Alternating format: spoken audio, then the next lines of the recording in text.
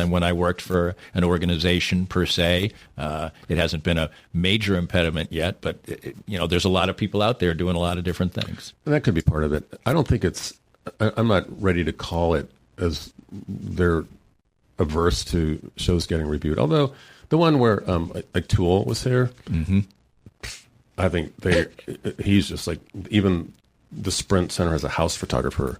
Nope. No photos, no videos. And if you're seeing, it was just like no media whatsoever. That's kind of how Maynard is like. So I think that's exclusive to him, right? In that tour.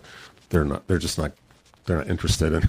I think from a sports standpoint, maybe from music, I think part of their concern is that there are people out there who will, quote unquote, start a website just so they can go to a show for free. Right. I mean, that's probably what may be one of the concerns. I don't know.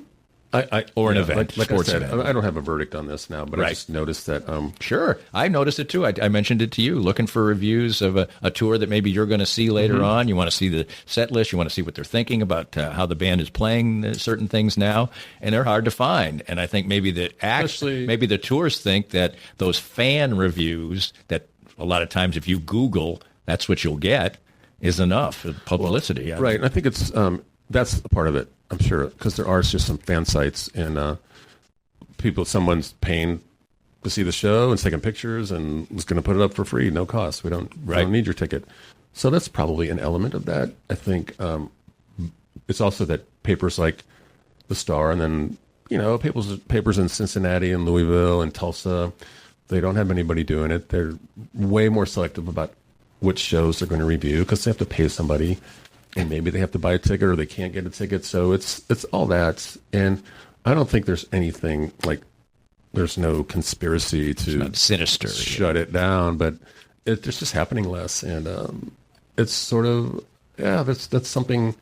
Look, if a Sprint Center show doesn't get documented, something happened where 18,000 people were there and there's no record of it happening unless you can go to someone's Facebook page and, That doesn't sound like real reporting when 18,000 people or 14,000 people are interested in the same thing, then it is worth reporting on. I mean, for instance, the other day somebody actually, to their credit, politics aside, did a rally at, I think it was Westport, but I'm sure it was Westport, and nobody was rallying against the recent legislation in Missouri, the abortion legislation. So they put it on their Facebook page. They ended up getting 1,200 or 1,400 people there. Okay, and it was reported on. That's a pretty good grassroots type of deal. Still, it was 1,200 or 1,400. If 18,000 people show up for something, that's news to me. Right. You never know what's going to happen at one of those shows either. Right.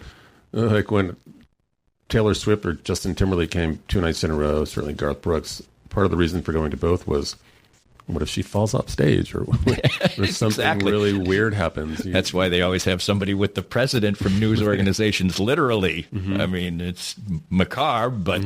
Well, yeah, you don't want to miss that. Don't want to miss that, no.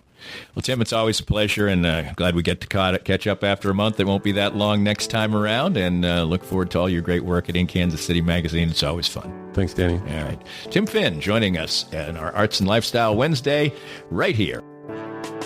We hope you enjoyed the latest Danny Klingscale Reasonably Irreverent podcast. Come back soon for something fresh and new. This podcast was made possible by our great sponsors like the law offices of Kenneth McRae, developing a unique strategy for your family law case. Divorce can be civil law, not civil war.